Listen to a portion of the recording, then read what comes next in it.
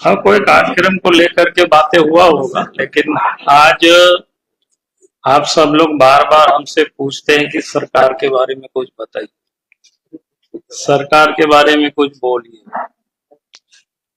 तो हम नहीं चाहते थे कि सरकार के बारे में हम इतना जल्दी कुछ बोले। उसमें हम चाहते थे कि चलो भाई 5-6 महीना का समय हो जाए, तब फिर हम सरकार के बारे में बोलेंगे। लेकिन कुछ घटनाएं ऐसी हैं, सरकार के कुछ काम ऐसे हैं कि नहीं चाहते हुए भी आप बोलना पड़ रहा है। यानी अपने जो मन में एक सीमा रेखा तय किए थे, लेकिन लगता है कि आप उस सीमा रेखा को भी तोड़ना पड़ रहा है, क्योंकि विलंब करना शायद उचित नहीं लगता है। इसलिए मुझे लगा कि हम विषय को आप सबके सामने या जनता के समक्ष इसको जल्दी लाना चाहिए, ताकि इस राज्य की जनता को भी ये पता चल सके कि झारखंड सरकार किस प्रकार काम कर रही है, कैसे काम कर रही है। उसका एक वानगी है। 7/1/2025 को यानी 7 जनवरी को सरकार ने एक मंत्री परिषद से अनुमोदन लिया, और अनुमोदन इस बात के थे वो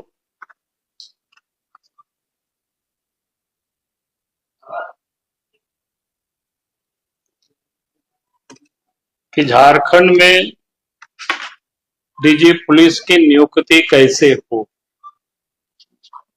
इसको लेकर के इन्होंने की। और उस प्रस्ताव को इन्होंने स्वीकृत भी किया, और उसमें से उन्होंने जो विषय को इन्होंने रखा कि अब डीजीपी की नियुक्ति में पहले क्या होता था कि पैनल बन करके भारत सरकार को जाता था, और भारत सरकार उन पैनलों पर विचार करके नाम को अग्रसरित करता था, और फिर सरकार डीजी पुलिस महानिदेशक की वो नियुक्ति करती। लेकिन राज्य सरकार उसे बचने के लिए सरकार ने अपना एक रास्ता निकाला, और उसमें से उन्होंने तय किया कि भाई उस नियुक्ति में एक अलग समिति यहां बनेगी नाम निर्देशन के लिए, और जिसमें निम्नलिखित सदस्य शामिल होंगे। एक तो झारखंड उच्च न्यायालय के कोई सेवानिवृत्त न्यायाधीश उसके अध्यक्ष होंगे, झारखंड सरकार के मुख्य सचिव होंगे, झारखंड लोक सेवा आयोग नई दिल्ली के कोई नाम निर्देशित सदस्य होंगे, झारखंड लोक सेवा आयोग का अध्यक्ष नाम निर्देशित सदस्य होंगे उनके द्वारा, फिर अपर मुख्य सचिव या प्रधान सचिव, गृह सचिव या झारखंड सदस्य सचिव या सेवानिवृत्त पुलिस महानिदेशक जिसने झारखंड राज्य में पुलिस बल के प्रमुख के रूप में कार्य किया वो सदस्य होंगे। नाम निर्देशन समिति नियम 5 के अधीन अधिकार क्षेत्र में आने वाले अधिकारियों में से एक सूची तैयार करेगी, जो नियम 8 में दी गई प्रक्रिया के अनुसार होगी तथा नियम 6 में दिए गए मापदंडों पर आधारित होगी। ये उन्होंने उस कैबिनेट के निर्णय में कि इन लोग रहेंगे। लेकिन आप सबको पता है, या मैंने इसमें भी पता किया, तो झारखंड लोक सेवा आयोग के तो अध्यक्ष ही नहीं, तो फिर उसके कोई नामित सदस्य यहाँ होने का तो कोई सवाल ही नहीं पैदा होता है। दूसरा, केंद्रीय ये जो क्या बोलते हैं संघ लोक सेवा आयोग के द्वारा कोई एक नाम निर्देशित व्यक्ति होंगे, तो मेरी जहां तक जानकारी है उसमें भी कोई नहीं। लेकिन सरकार इतनी अफरा तफरी में है कि उन्होंने जो डीजी अप्रैल में यहाँ रिटायर होने वाले थे उनको क्या बोलते हैं नियमित नियुक्ति करके, ताकि उनको और समय तक मिल सके अवसर, यानी 2026 तक, तो उन्होंने कर दी। इसे लगता है कि भाई सरकार कितनी हड़बड़ी में, और हेमंत सरकार ने का संविधान और न्याय व्यवस्था पर एक प्रकार से हमला है। झारखंड की जनता को धोखे में रखकर हेमंत सोरेन सरकार ने सुप्रीम कोर्ट के आदेशों का खुलेआम उल्लंघन किया है। उनकी सरकार ने न सिर्फ संविधान की मर्यादाओं को तोड़ा है, बल्कि राज्य की पुलिस व्यवस्था और प्रशासन को अपनी राजनीतिक साजिशों का हथियार बना लिया है। आज हम इस प्रेस कॉन्फ्रेंस के माध्यम से यह पर्दाफाश करेंगे कैसे हेमंत सोरेन, उनकी सरकार और कुछ भ्रष्ट अधिकारियों ने झारखंड की जनता के साथ विश्वासघात किया। डीजीपी के नियुक्ति में सुप्रीम कोर्ट के आदेशों का अवहेलना, सुप्रीम कोर्ट के आदेश की अवहेलना, यानी सुप्रीम कोर्ट ने प्रकाश सिंह केस 2006 में निर्देश दिया था कि डीजीपी की नियुक्ति केवल यूपीएससी के अनुशंसित पैनल से ही होगी।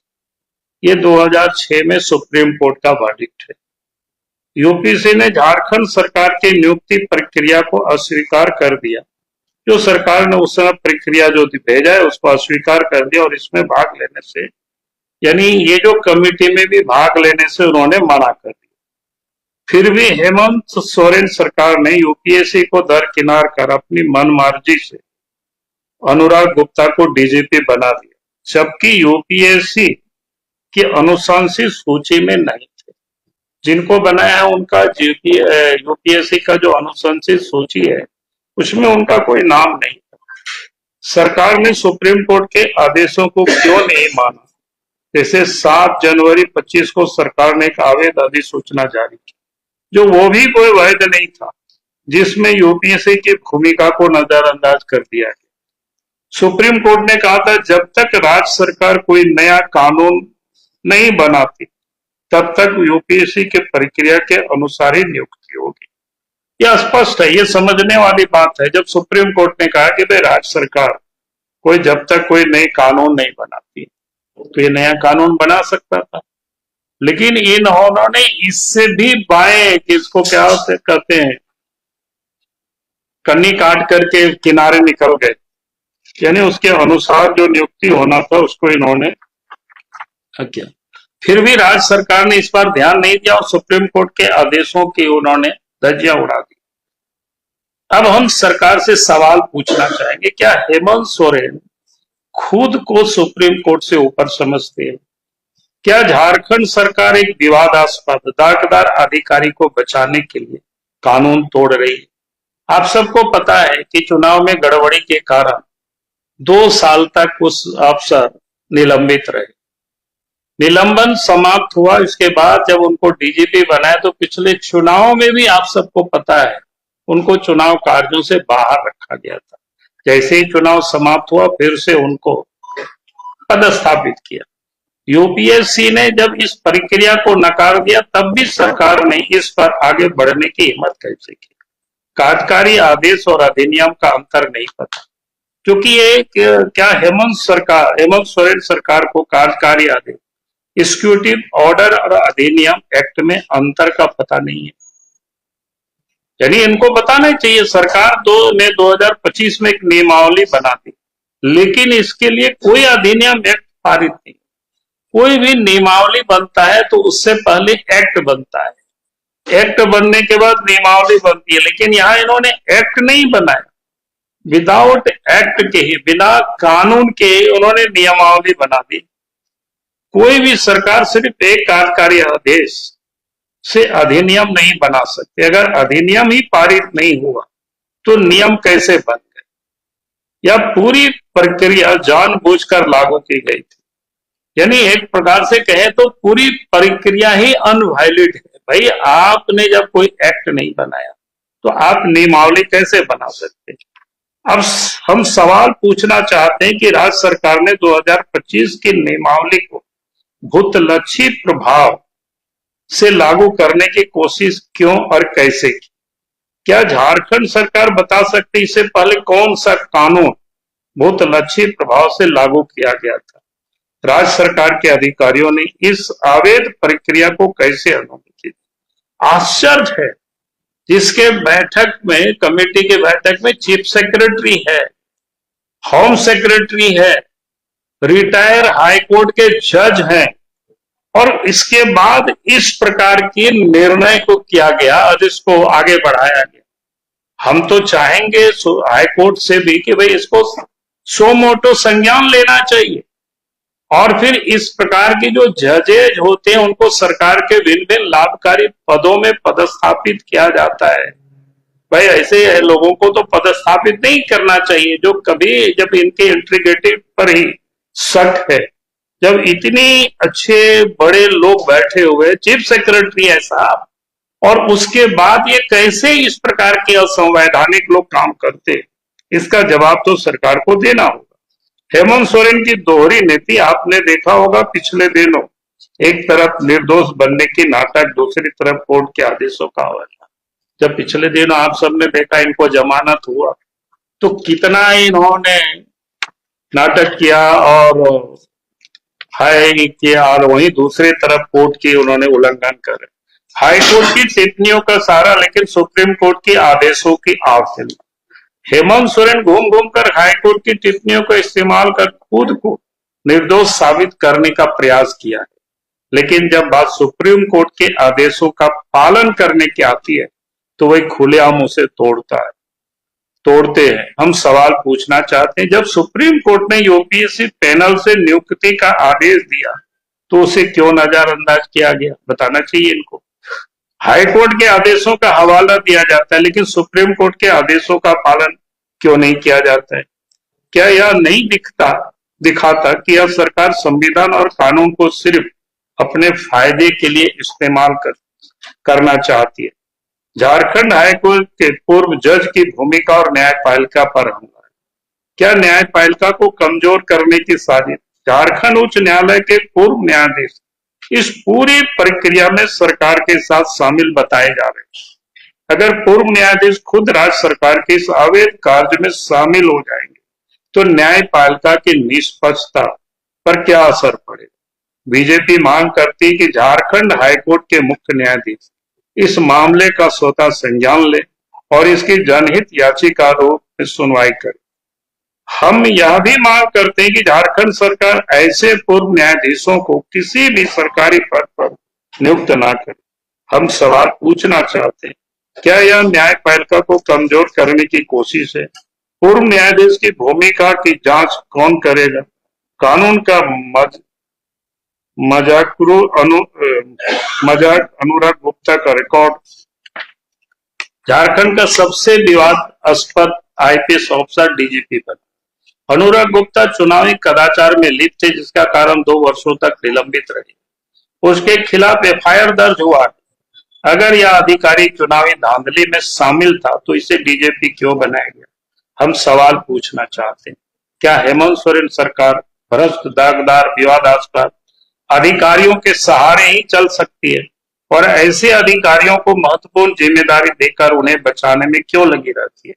क्या चुनावों में धांधली के पुरस्कार स्वरूप अनुराग गुप्ता को डीजी बनाया गया है? जो अधिकारी अपने गलत कार्यों को लेकर वर्षों निलंबित, जिसकी नौकरी की वास्तविक उम्र सीमा अगले 30 अप्रैल को समाप्त हो रही है, उसे गलत तरीके से डीजीपी बनाने की इतनी जल्दीबाजी और जरूरत क्यों आन पड़ी? बीजेपी मांग करती है कि डीजीपी की अवैध नियुक्ति को तुरंत रद्द किया जाए। यूपीएससी द्वारा अनुमोदित सूची से ही डीजीपी की नियुक्ति हो। झारखंड हाईकोर्ट के मुख्य न्यायाधीश स्वतः संज्ञान लेकर इस मामले की सुनवाई करें। सुप्रीम कोर्ट इस अवमानना मामले में राज्य सरकार के खिलाफ कड़ी कार्रवाई करे। अनुराग गुप्ता के कार्यकलाप की जांच सीबीआई से कराई जाए। हाईकोर्ट के ऐसे पूर्व न्यायाधीश को किसी भी सरकारी पद पर नियुक्त न किया जाए जो खुद सुप्रीम कोर्ट की अवमानना सहभागी बन गए। इसका अर्थ है झारखंड को भ्रष्टाचार मुक्त और कानून का सम्मान करने वाली सरकार चाहिए, न कि ऐसी सरकार जो सुप्रीम कोर्ट के आदेशों की धज्जियां उड़ाए और अपराधियों को बचाए। बीजेपी इस न्याय के खिलाफ हर स्तर पर संघर्ष करेगी। बहुत बहुत धन्यवाद। सर, जब कांग्रेस के लोग के पास गए थे तो काफी में ज्यादातर जनता दबाव की गई है इसको। अब वो सब बाद में करेंगे बात, ठीक है। तो टीडीपी वाला मामला तो सर अब हो गया, तो बाकी कीजिएगा ना।